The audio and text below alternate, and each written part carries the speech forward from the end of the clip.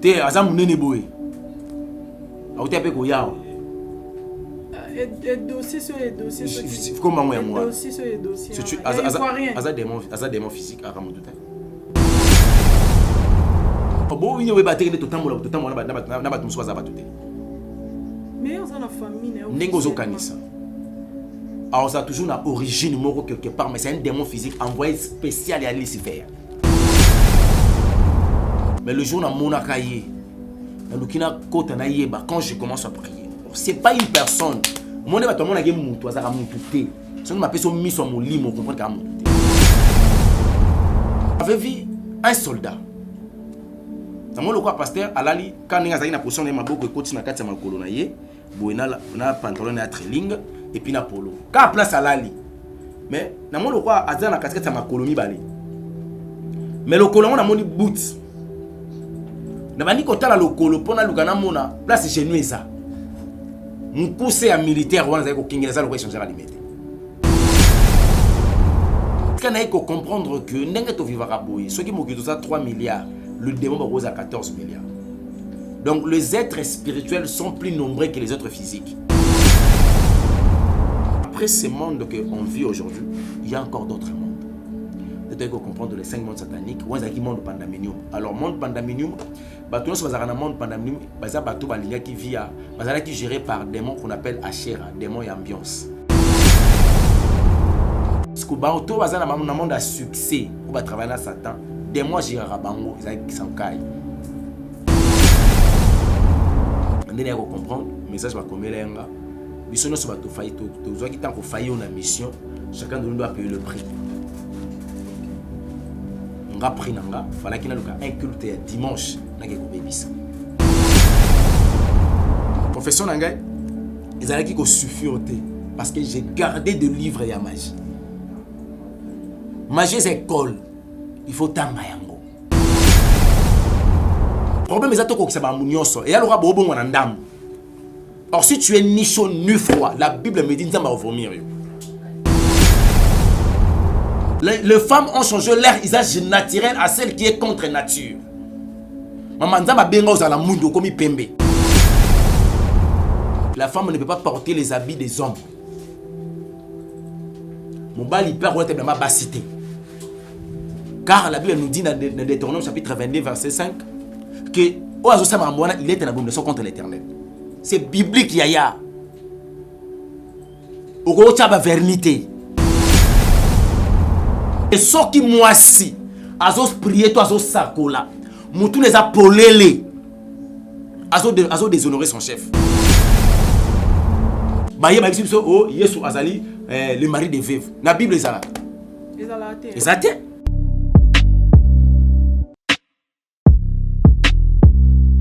Olandelaka papa oyo nini? Omoni makamna landelaka papa wana mukolo. Tu jeune garçon mo kaka moko olembi. Papa, limbisanga pour un dérangement. Biso ba jeune mikongo déjà ekufi. Bino bozo sala ndenge nini po mukongo na bino ezala toujours efficace. Et le silence démarqué. Viens. Cabinet Dr Aladji 2022. Kimana Lombango chez Dr Ahmed Yakozwa Uko Force pour la faiblesse sexuelle. Aqua pour la hémorroïde. Acacia pour la prostate. Awika renforcé spermatozoïde. Iba pour la colisanzoto ya papa. Arariro pour la infection. Ahmed azo soigné. Dr Ahmed azo soigné faiblesse sexuelle, IST, hémorroïde, diabète, hypertension, hypotension, stérilité, rhumatisme, épilepsie, myome. Bengabus 243 82 97 37 164. Soit Oye sur avenue Loubefou numéro 17 na commune Yalemba. Référence salle du royaume des témoins de Jéhovah. Pona Batouamiki Yalibanda. WhatsApp na 89 97 78 138. Oui, je confirme des boutiques etikala moko na République démocratique du Congo. Miss Lo boutique a memeli biso poto na Kinshasa. Ah, merci mingi na maman Laura na ndenge o memeli biso poto na Kinshasa. Bonjour madame. Bonjour. Vous allez très bien. Ah, ils ont mis le boutique, tout est à l'arrivage de France, États-Unis.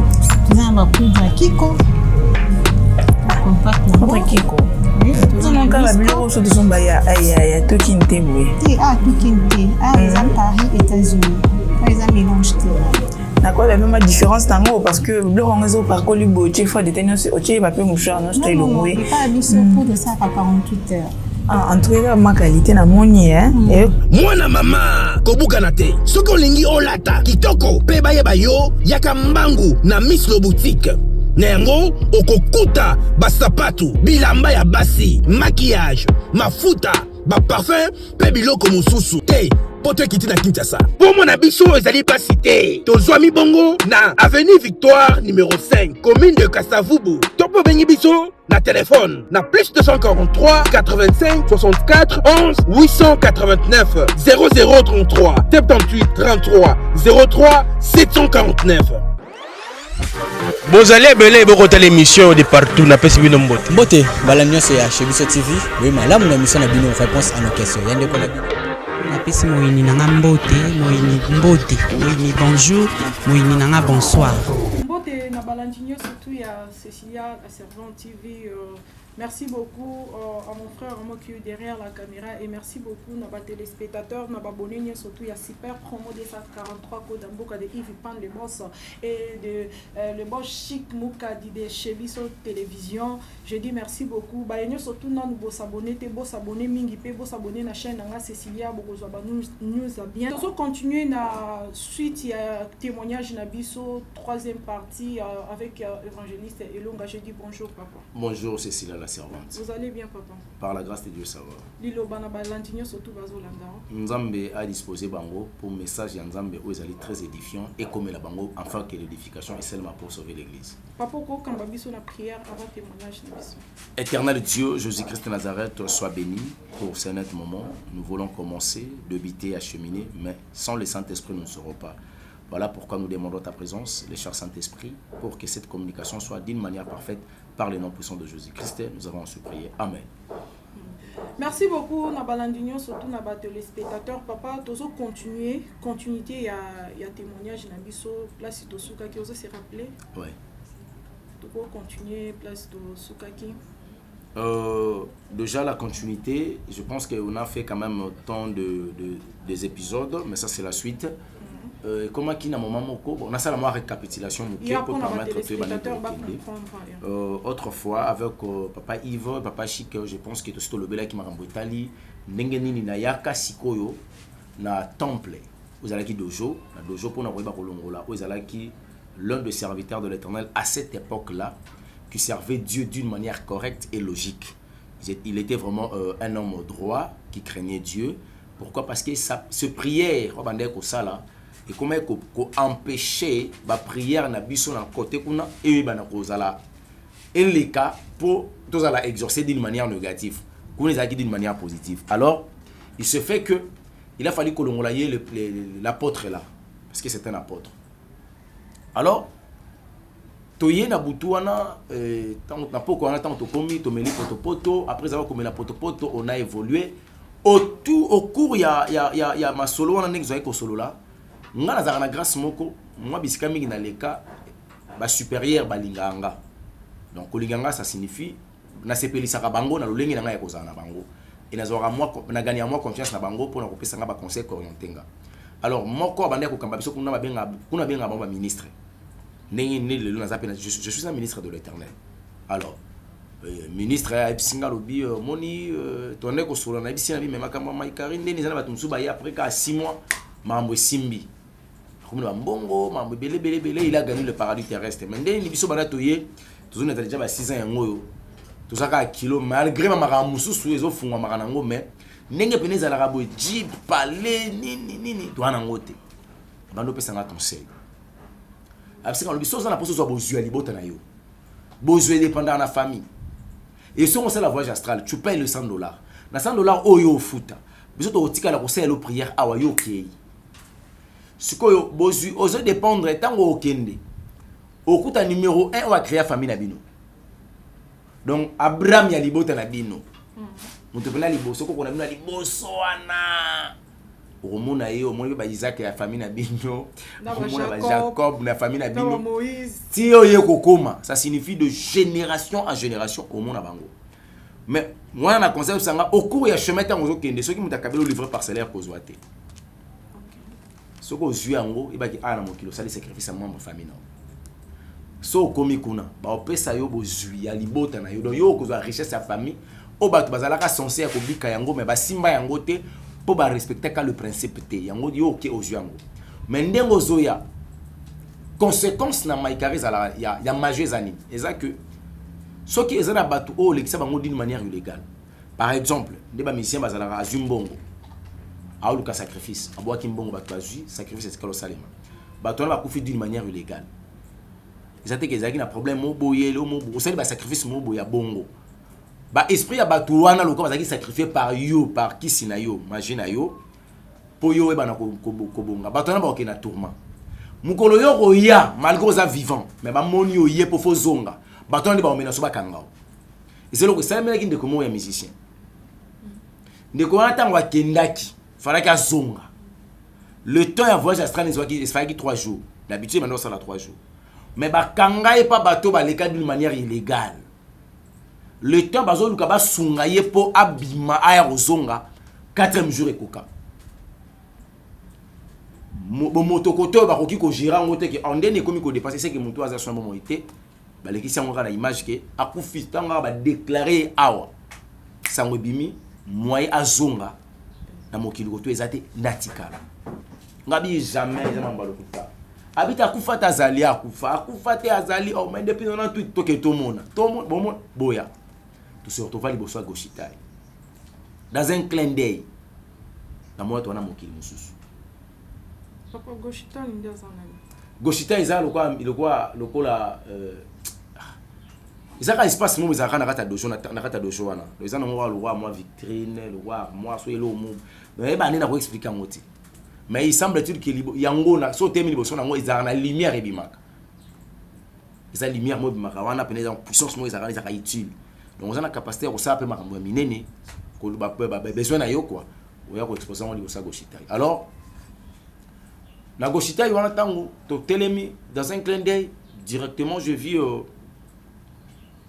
image moboui je me suis retrouvé parmi ceux-là. Or on était déjà dans la monde pendant minimum. Je vis le monsieur. Na monde ba bika parce que moto discuter là qui musicien wana na moni mais a ba mal wa kala. Wa kala manzanza na to na otela ba biloko ya kala ba on me mise ba mal donc trajo azo keleza ko eza le roi longwa a ti États-Unis makolo. Il y a eu tourment yango wana ba mouvement na wana a me ba charge mais azo vivre ba to bazali lo mokile ezali est-ce qu'on a que comprendre que ndenge to vivra boye ceux qui mokito ça 3 milliards le démon ba rose à 14 milliards donc les êtres spirituels sont plus nombreux que les êtres physiques ndenge na mokili boye ya momoni yo moko ba rotolo 14 15 même 50 démons bazaka derrière yo pas na momoni za mankate pour nzoto mutu ndenge za bo ezaka na ba chambre ebelé ya momona ka tozaka so les en service à délivrance pour bando sambela net dernièrement ndeko mo moi si na otanga kombote la délivrance na ye molimo sota songaki biso 24 éléments babimi so 24 éléments babimi tant ba bimara madame na za comprendre te pour délivrance c'est ça mandaka ya liboso babima 24 tant aussi na bis madame na be moni nenga za wana 24 babimi wana ba 24 été ba 24 été continue tant que ndo aussi dans la luzizi là mukolo ngo ayaka amona ndeko mo ba de bazo bima bato baza ba de belé oh ya hier quand ça ndenge ba 24 esili parce que no talika na boloba tango comme na temps na ya service na biso ba comme ba 42 est-ce que ba démon ngo bazaki visible ou comment boyemina au tas de démons nzamba fongola biso miso molimo ozomona les esprits humains qui habitent en la personne ozomona milimo oza ko diriger moto obiki au pneza de bademo baza boye za na prière musu ceci na roza na simbi na loboko je commence à déclarer je prie quand on a kangi miso le na mono na mona ba mibali tamsu na mona koko mobo quand on a bandi ko déclarer sur koko wana ko bimisa ye ora ko musanga bito sebele boza combien tamsu za 60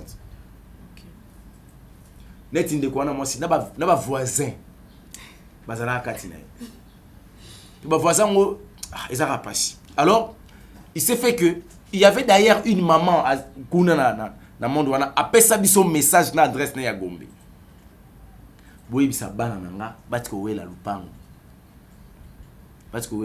wana adresse yango yo ngai awa na koma ko souffrir na kangaka suki le yaza wana banda fanda na kiti alembi mito kanga suki punition na sanction yango wana abilupango oyo bango bazowela lelo nga na za awa adresse yango bateka yango te. Et tant que tu songa na ko réaliser que après ce monde que on vit aujourd'hui, il y a encore d'autres mondes. Tu dois comprendre les 5 mondes sataniques, ou un monde pandaminium. Alors monde pandaminium, bateau sur bazana monde pandaminium, baza bateau balinya qui vit à bazala qui géré par démons qu'on appelle Ashera, démons et ambiance. Là démons et impédicité benga lulite, mais il y a autant un monde kabbalistique. Ayaka ko servir moto soka kufi balongo na monde chromanium, na monde cimetière, batindi na monde pandaminium pour ça qui moto côté kuna.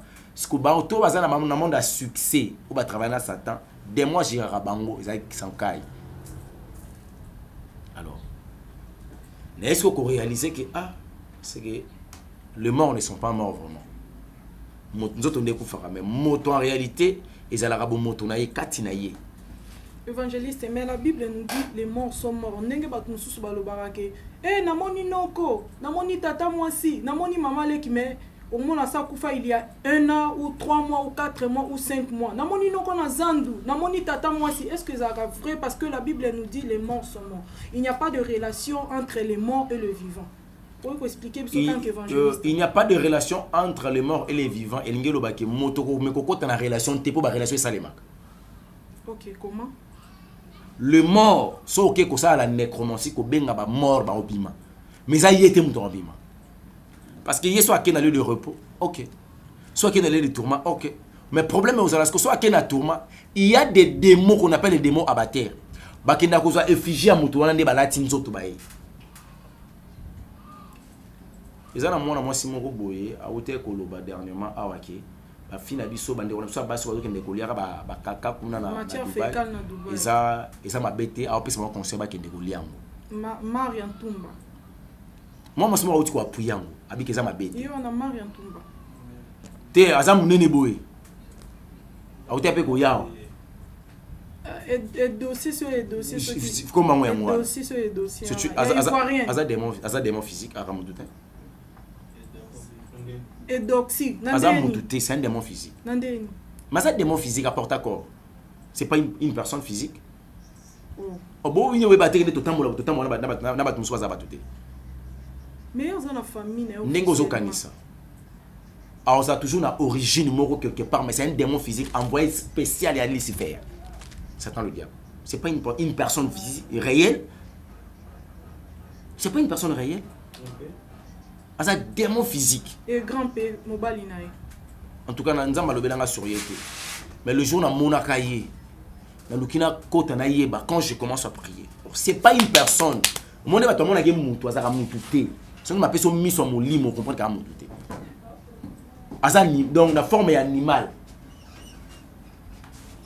Na émission ya papa Yves Pan na super promo 243 code ya mboka évangéliste Janine si c'est prophète Janine alobela pe likambu ya edoxé on so edoxé ya oso ki wana Jeannette alobela pe pona edoxé que façon ya ba opération ba chirurgie wana sala eza pona ko bebisa bana nzambe balanda comment on appelle ça biloko ya sali bana balanda po ba beba. Est-ce que c'est vrai?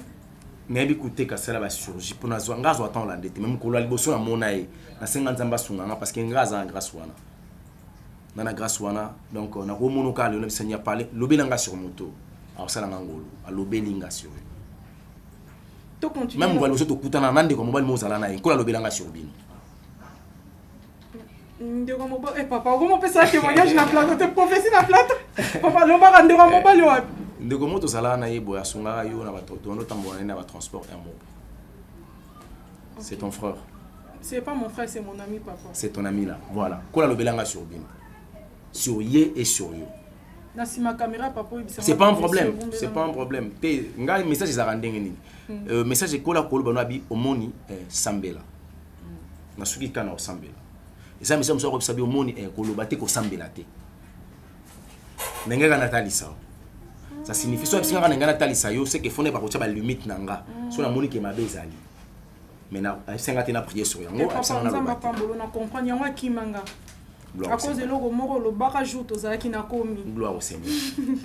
To continue. Alors tant on a ko découvrir yango après si ma ko mon événement ndeko wana il s'est fait que ba pesi so consigne ni mozaboye tozola la et ba mutabo mabuji na été tout consort bon consigne pesa na moto mais en réalité to vivre en sur le plan spirituel et tozala wana na forme triangle pour aller récupérer la personne. Alors dans un clin d'œil to ben ngora pongi mais pongi te donc ezaka lo kangi misobimi. Alors astral quand je quitte le corps na bimi na nzoto. OK, tout ça qui na forme pyramide quand on est arrivé. Mais chose étonnante ezalaki que quand on arrive le pasteur s'est déplacé. Donc comme il s'est déplacé, cet apôtre là, il s'est déplacé. À un moment de placement naie et kabola ki biso donc mai kabola ki biso naie. To comme la séparation mai. Il a fallu to fuka mapo dans la prière, ya ko benga ba ko ça appel à monde kabbalistique, un monde à mai que ba sur une basonga biso ma piro pour traverser. Je sais fait que on a traversé. Mais place auto komaki, ils a place makambo bandaki. Est-ce qu'on a le baki na obinda ko bomba biso pona miyibi na mipepe. Mais contre le démon, c'est moindre des choses. Ndako za ngolo hotel. Contre les esprits, ndako za raté. Donc ils a barrière, des le côté. Ndako peut comme barrière, il faut la barrière ya molimo santo. À travers l'œuvre de l'esprit de Dieu, les chants Saint-Esprit ndako permettre na ba ange peut-être base à la wana pour la sécurité na yo, soit ba che moto moyo pour on a moto moyo pénétrer zaté. Mais c'est que qu'est-ce que moi j'avais vu? J'avais vu un soldat. Tamo le quoi pasteur alali quand ninga zaki na position na maboko ekoti na kati ya makolo na ye boina na pantalon na trailing et puis na polo ka place alali mais na mo le quoi azana kati ya makolo mibale mais le kolongo na moni boot na bandi kotala le kolo pona lukana mona place genou eza mukuse ya militaire wana zaki ko kingela le quoi changer alimete et le même mobali to lubango le même mobali, il faut mon pour comprendre. Il y a des choses so moni angote ou comprendre ngo pensa na profondeur. Et puis dans la Bible le Bible dans Deutéronome chapitre 28 7e verset, ba royan zela moko ba panza nzela sambo. Eza Bible lobi. Mais pratique na ngonga abikamo. To ya nzela moko. Mais ne kimeli to panza na munum nzela na. Moi je pratiquais un verset biblique. Heureusement que c'est un bon soldat bétate agnatate. To panzana sans qu'il agisse. Quand nous sommes réveillés, chacun de nous pourrait appeler secours naïe. Parce que moi aussi j'avais mes anges à cette époque, on aurait pas ange qui des mots. Kobenga bango ba na sécurité. Je commence à faire l'appel ba zinginga mais je me sentais toujours en insécurité. Et n'a pas reçu décision de dire à partir de l'offre ba soda bongo ya tayo na ko kengelanga. Ndeni soda bongo ko kengela tata oyo. Après, il faut que nous soda ya bongo bakengela. Or que le même mobile azalaka. Donc on a essayé d'appeler Londres, pardon, Tobenga d'abord Angola numéro 04, Tobenga Londres bazo yambate, tozaki limité. Il se fait que tu es zonga, na tongo nango, tant on a zongi. Le soir, un ami aye. Ayelinga lettre. Na tunini, to zonga sus. Pour maman tata nanga, on yesuti. Na yare derrière la volonté nanga. C'était tout ya tout chapois parce qu'il fallait que tout le monde mutuana. Mais genre ya soldat wana nga nzonga sulté. Tanga pesinga Nathalie, ndene ya comprendre message ba komelenga. Biso no so ba to failli to zo ki tant ko failli on a mission, chacun de nous doit payer le prix.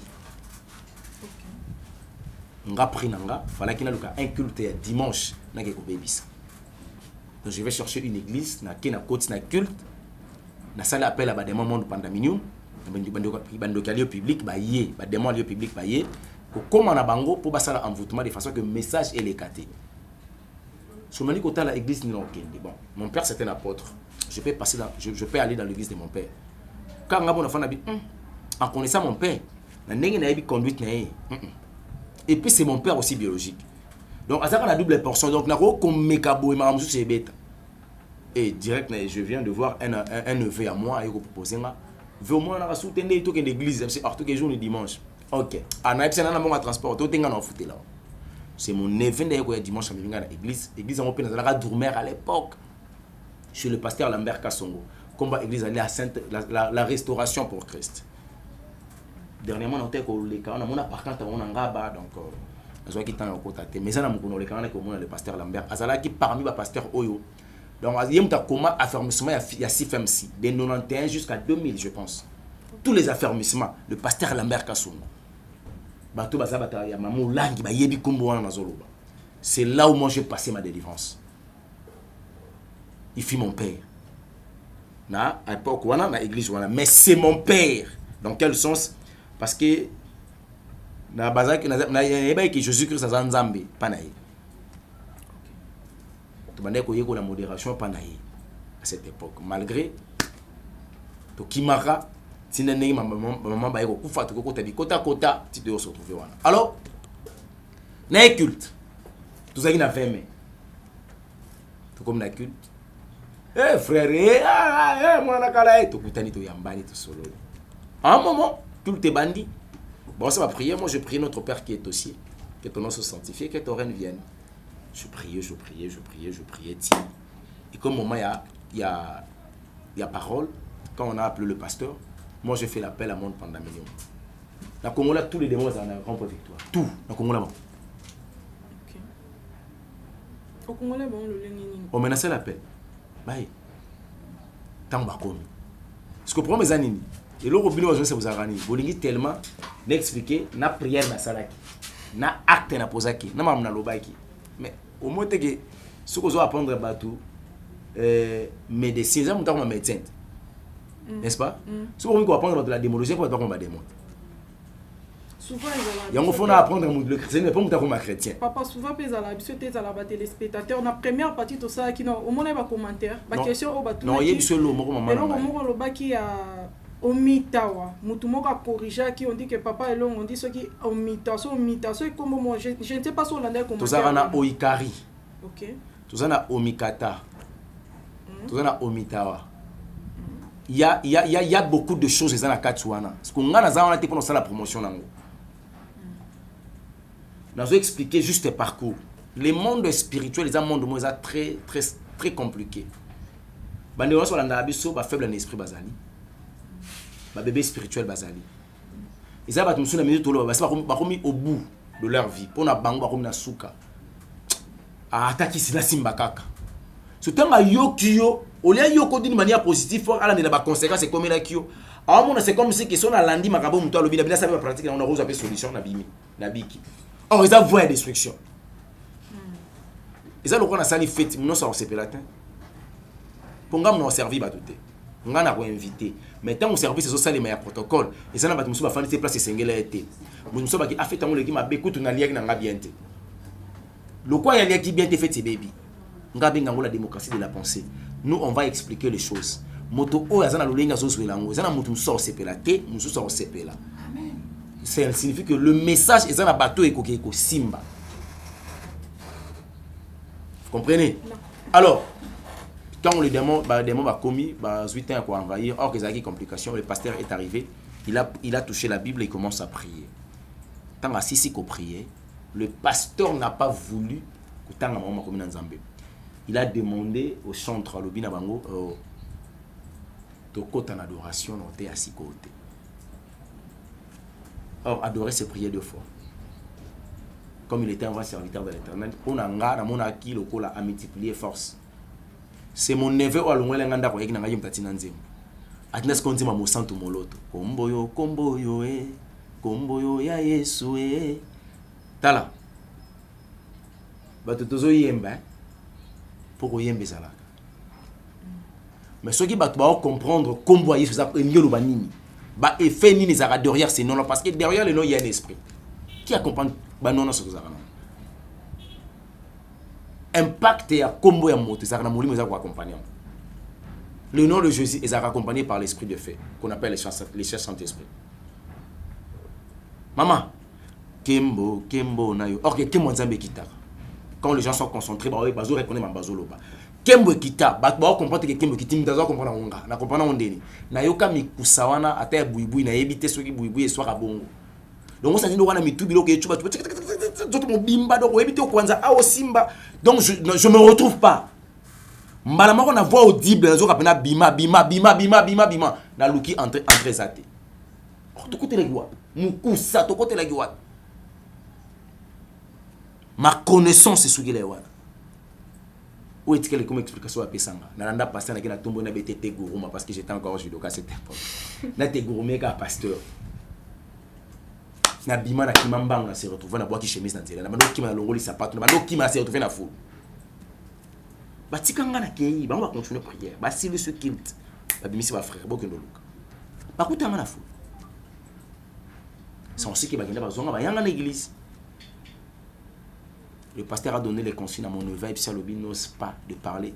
Marambo Robert on a famille parce que photo lukato yeba est-ce que ça menacé par les esprits mauvais to yenda za na makambo ya sala ozumi ma conséquence. Pour que cette explication. Soki mo zandoki. Faut yeba kazandoki. To azu attaque au sein de l'église.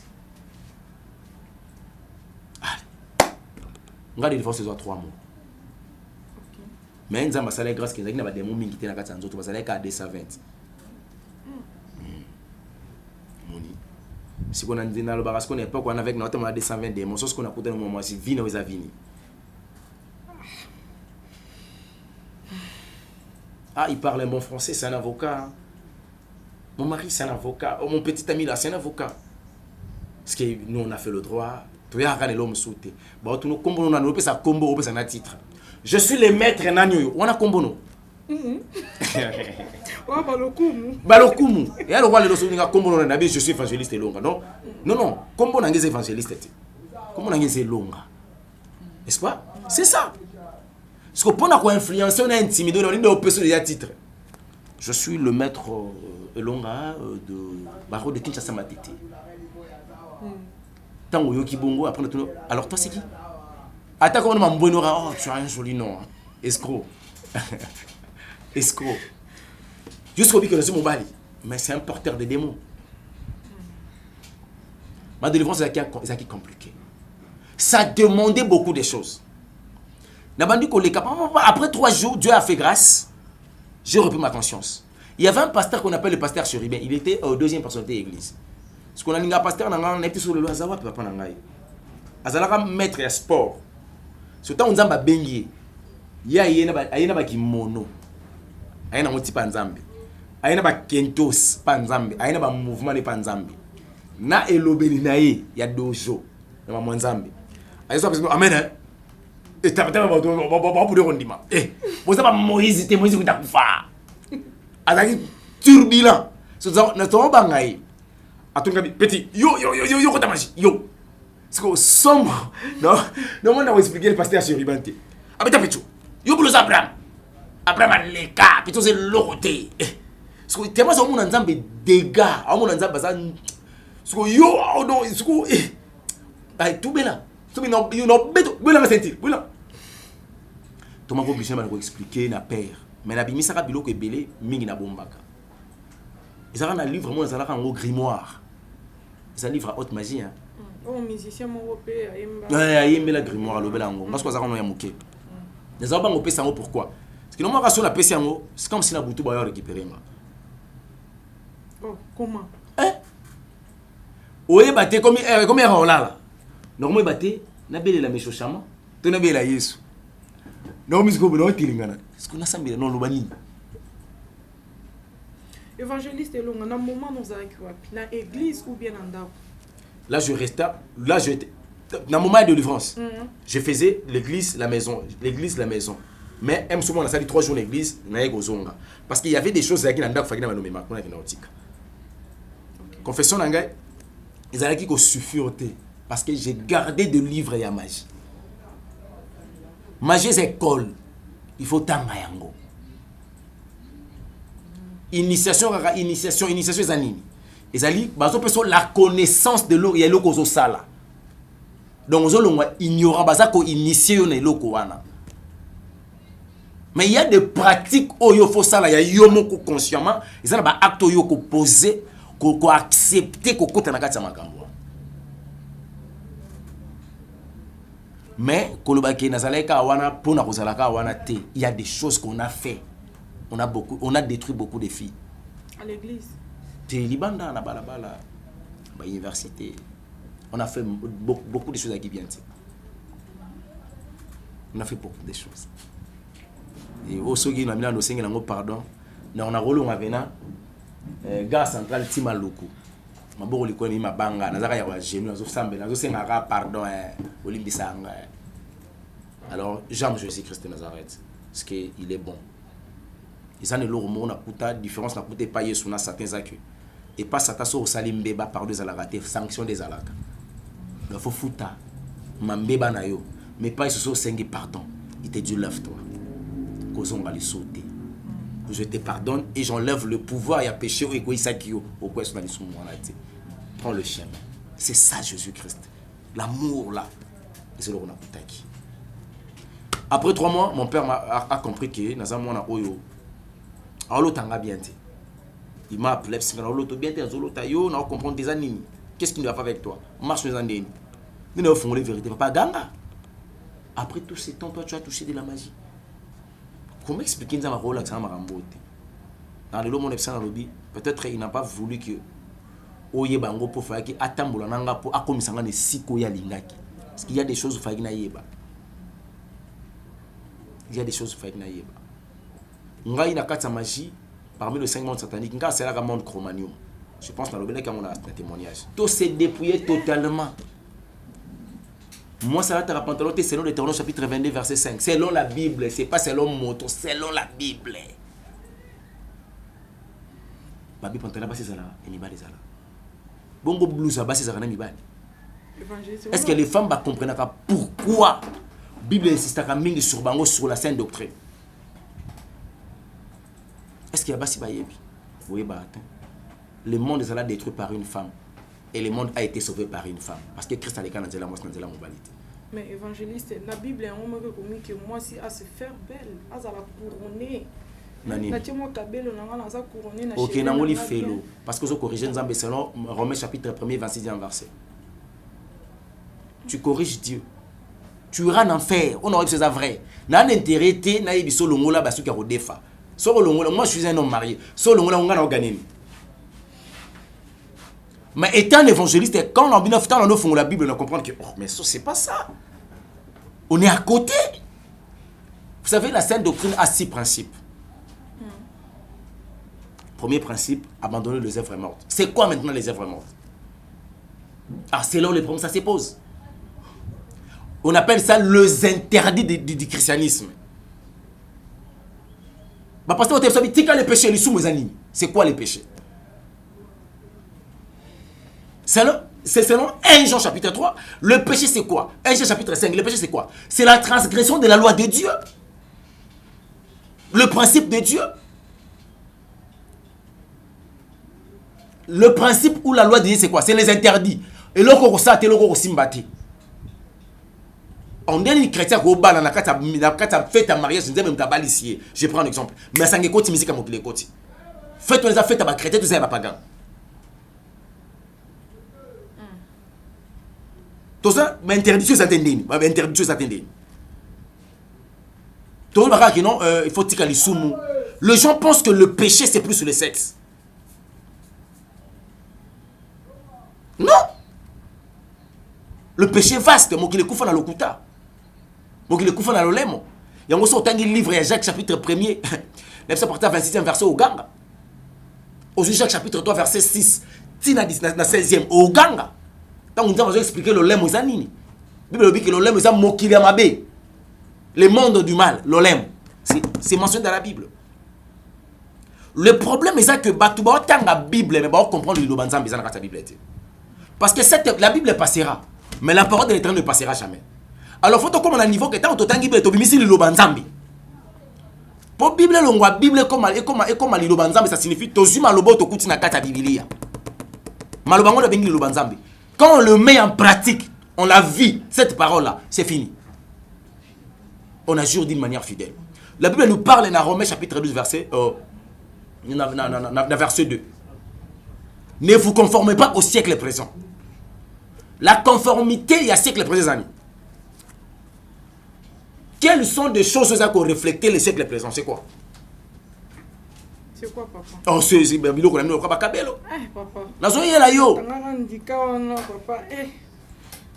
Tala, jugement na yo. Eza, avant bande ko bazo vidéo o yo mutaliboso yo kya.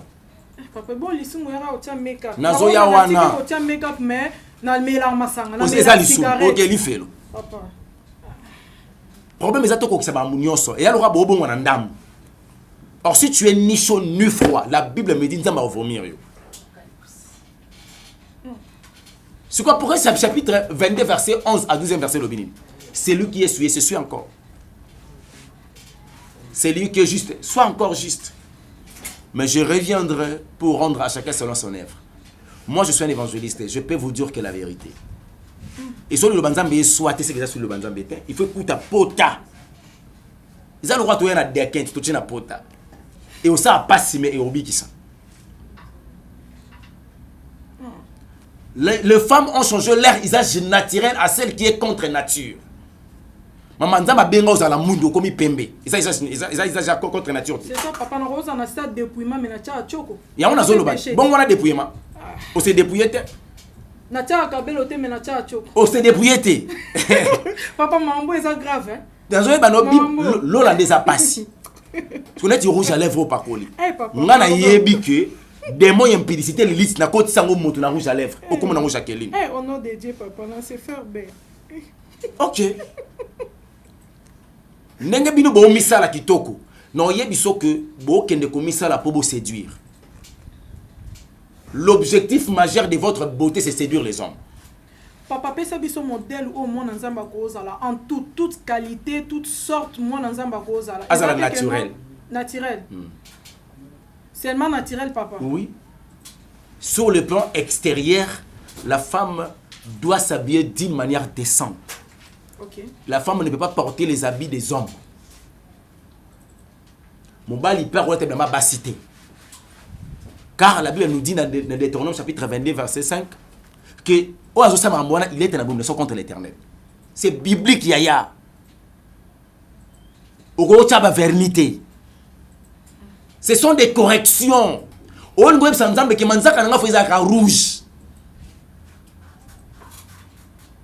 On ne peut pas dire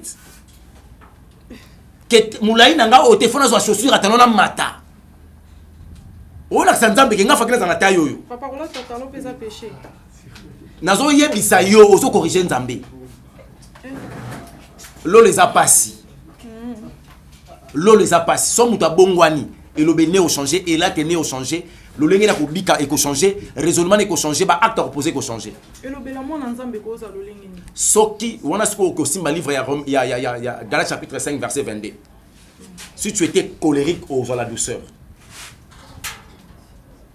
Vous avez dit que le couteau au la vérité. Vous comprenez? Et le lobano yo malobano ils assument le ko zo ki sabatote mais pesa kimia. Ezo tonga mezo bomate. Cecilia, biso to zui chance ok na magie to zongi to yebisa que loko eza mabe. Soko bo bi metali yo. Ah oui. Soko s'accrocher nango personnellement nazate.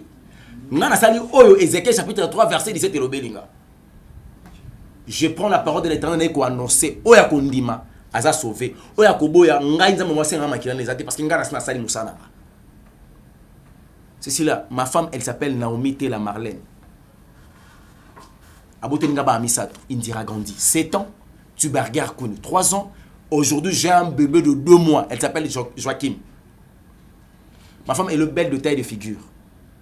Ce que moi si oya talanga na yebi ete. No yebi se longola biloko wana. Soit longoli yango to azana ngana o gagner. Non, il organité. Quel est mon intérêt ça me donne le bloc on a pas on a ce qu'on a gagné. Non, il organité mais ce qui a longoli récompense aux on a part nanga parce qu'il a fait un bon travail. Ce qui a boinga dans son problème té.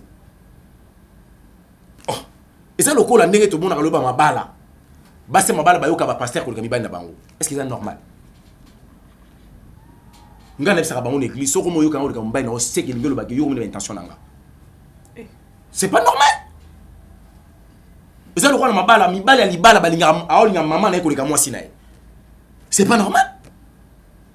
olinga bano boboti koleka mwasi nao c'est pas normal. Bana nga basi na boti baza basi ya bato moboy mama biso za kamosa pa biso oya nga mwasi ga ye donc ce qu'il faut baligner na mokili kanga mbe ko linger koleka bato nyonso.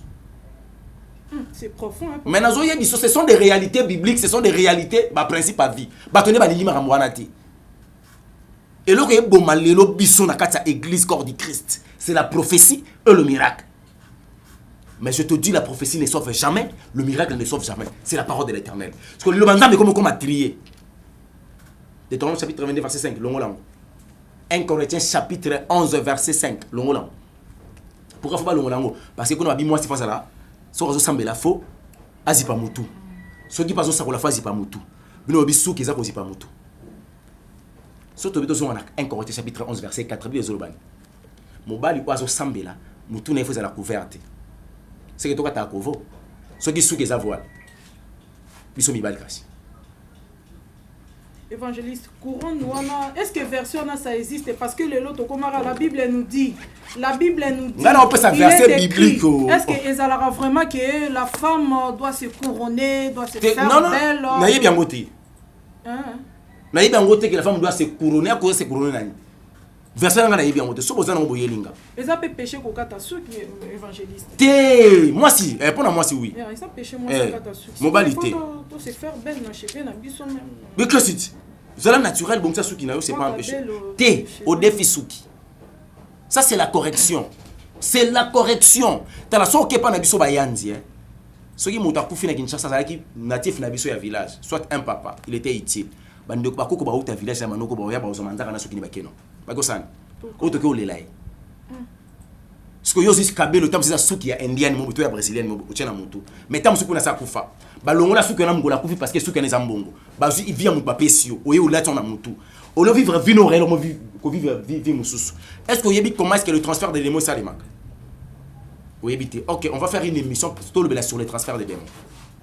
Papa, moi, tu as versé mon poteau comme on a sous quand caméraman de maman Kolo, la place na commune des place au moi monté. 1 Corinthiens chapitre 11. Nous à partir 5e verset jusqu'au 6e temps na componé sous Christ. Mais si une femme prie ou dans 4 na 5. Si donc un homme prie ou prophétise la tête couverte, il outrageait son chef. 5. Mais si une femme prie ou y prophétise, la tête est non couverte, elle outrageait son chef. À elle, car elle s'est fait ainsi sur le même plan qu'une femme tondue. La version Moussouba Lobi, elle est comme une femme qui est rasée la tête, qui s'est fait raser. Ceux qui m'ont dit que sambe la, toi zo sakola, mon tout n'a pas couvert.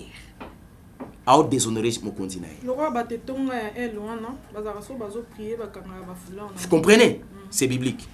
Et ceux qui moi si, azo prier toi zo sakola, mon tout n'a pas polélé. Azo déshonorer son chef. Asa le quoi moi so bakata suki. Le nom que moi si faut azipa mutu na ina moment azo sakola, moment azo sambela. Mon bali faut azipa ngote. Ce que bino boke bolobi ke suki ndeza li voile. Ce que ça qui suki za voile c'est que ngape na suki, c'est que o ils appellent voile nanga. Ce que son abina pousse à nos romans qui bolobi il n'est pas bon que l'homme puisse avoir de longs cheveux. De longs cheveux. Mais Jésus azala ina cheveux za qui na long. Bible lobi na ngai natangela yo. Po bino bo ngabo sa lokwa ngam na oboya makambo. Mais ngam na comme na biso ezakani mama Cecilia. Elonga boya makambo te elonga ya ko zoma muza na Bible. Aitalango. Parce que mon qui la comme kota likambo nga na sa te, amour qui ba raison. C'est ça. Il est honteux pour un homme d'avoir de longs cheveux. Il y aura sous et loco pour te citer. Il y a pas caméraman limisa biso pour mon place to komi. Il y a salinga ngo mingi. Papa, il faut toujours vraiment la 4e partie parce que tu aussi si témoignage t'es hein. Oui, bi papa. En tout cas, toi tu vas mambotali ba maikari il y a au confesseur qui est pas papa qui est hein. Comment des gens dans la loge, comment papa a habité ndenge nini yo so simba. Il y aura verset 1 Timothée chapitre 4. Dans le premier verset puis je descends. Dans ce cas là 3. Teto bandara na 3. Ce gens-là Teto bandara premier pour il est ça là bien. Cependant l'esprit déclare clairement que dans les derniers temps, plusieurs se détourneront de la foi parce qu'ils s'attacheront à des esprits trompeurs et à des enseignements inspirés par des démons. 2. Ils seront séduits par l'hypocrisie de prédicateurs des mensonges dont la conscience est comme marquée au fer rouge. 3. Ces gens-là s'abstiennent de certains aliments. Et ça, doctrine, il y a des démons. Il y a un enseignement, une inspiration, il y a des démons. Et enseignement, vous allez dire, il va s'abstenir dans l'aliment. Tout là, tout le monde va dire que il y a doctrine, il y a Jésus. Tout là, tout le monde va dire que il y a doctrine, il y a Jésus. Bible. Imam, il faut pas bien imam tout ça. Naza besoin imam. Et là on il vit pas na boya ke. OK. Na luka que non imam moko a sollicité ki ba pasteur bo fanda ke ba lobby religion islamique. Ba bengi ngai plus meilleure religion. Ba benga kinga pas jeunesse na bangwa président jeunesse ya islam écoute nga mkolango awa. Le 21 on a mati. Il va se longa soko lingo za la invité spécial Yaka. Papa Chiki mukade bisinga bo soki siko o gagner imam. O longa mati soko mandat. Ngape ba proposer à évangéliste na ce qu'on le bebu baya to bengi ba chaîne s'il faut payer je vais payer babi bossa la débat parce que babi le femme musulman va se respecter le chrétien il respecte pas le prière même nyonso tu as raison même habillement ba raison ba raison pas oyoki hein ba si ya ba musulman ba se respecter pour na libosetali le déploiement extérieur yonga bisanga bino boleki bana na ba arabe wana na suki jamais bon ba mumu nango Poni. Bazaka belte. C'est quoi bango misi pas. Très belle même. Ah. Boleki bango na pembe. Ba ba arabe. Merci beaucoup. Mais ba bomba nzoto. Doctrine ba démon yé. Par des ba enseignement o eza inspiré par ba démon. Bible lobi na biso na Deutéronome chapitre 22 verset 5 moi ça ta pantalon té. Bible mo na doctrine ba démon pantalon moi c'est ça là. Et ça na Bible. Pantalon moi c'est la Bible ça. Baye ba biso oh Yesu azali le mari des veuves na Bible ezala ezate et bon ce qu'on va verser il est écrit il est le père des orphelins et le défenseur de veuves défenseur et non le mari parce que Jésus azali le époux de l'église azande mobali ya etonga ya ba veuve te papa lilo basuka na bayenyo so bazolanda bat ba bongwana sinon te ba geli felo. Et puis ça numéro de téléphone na ba yenyo surtout ba na posa contacter parce que marambo bimisi lelo papa na monique na ça na dépouillement car c'est dépouiller songa yo pasteur Gislain Pemba à terre le dépouillement papa longa terre a dit mozana de papa moli ko ka bango to dima yo za mona nani nanga na comprendre za mona nani plus de 143 97 58 21 175 plus de 143 97 58 21 et ça 75 on a au bien évangéliste longa sur WhatsApp. Si Dieu voudra, on a mis Loulou, il y a papa Gislain Pemba en Afrique du Sud le 17. Le 17, oh, tu as papa Gislain Pemba en Afrique du Sud. Tu as le 15. Le 15 à 17, hein? Tu as le 15. Le 15, tu as 9h. Ok. 12h. Le 17, tu as 17h, 19h. Le 20, tu as de 17h à 19h. Le 21, les 4 jours, tu as bongo. Et Aza accompagné par l'apôtre Hervé. Bazawana oyo biso befanze selon ngato kozala. D'une manière ou d'une autre kozala pona kosala musala nzambe lolenge elongo bani. Ya on a aussi ngabande konoso oyo nzambe asimba bino ko croire na ministère ko la pesanga. Ngai na pesa net est-ce que na sinapesa mo qu'il pas pasteur bo ngala sina loba. Mais na ebisi bino bo que n'est pas pasteur Gislain. Alors église ezawana ngali ngisko yo pesa na programme na R. Non R tenga sina lobeli. Yo lobela adresse. Et son rabiso pour bande ko bazona en Afrique du Sud pour adresse to combien en anglais ngasko anglais nano yete nazo banda bako. Ok, merci beaucoup Nabalandinho surtout il y a chez Biso Télévision et super promo de sa 43 code d'Amboka et Balandinho surtout il y a Cécilia la servante. Il y en a au s'abonner vraiment massivement et bon s'abonner vraiment ming pena chez Cécilia beaucoup zoapé banous bien. Papa évangéliste long à lobby pour na makambu ya papa Gislain Pemba people of God, I all of you to come to worshiping God with Pasteur Gisela Pembe. Boya vraiment ébélé, hein, ceux qui vraiment kana boya vraiment ébélé, to adorer Nzambe, kuna neza mama dépouillement, hein. Papa elonga mi balé kuna ma feuille d'ici. Nzamba kambola bino, on se revoit à la prochaine, j'ai dit papa.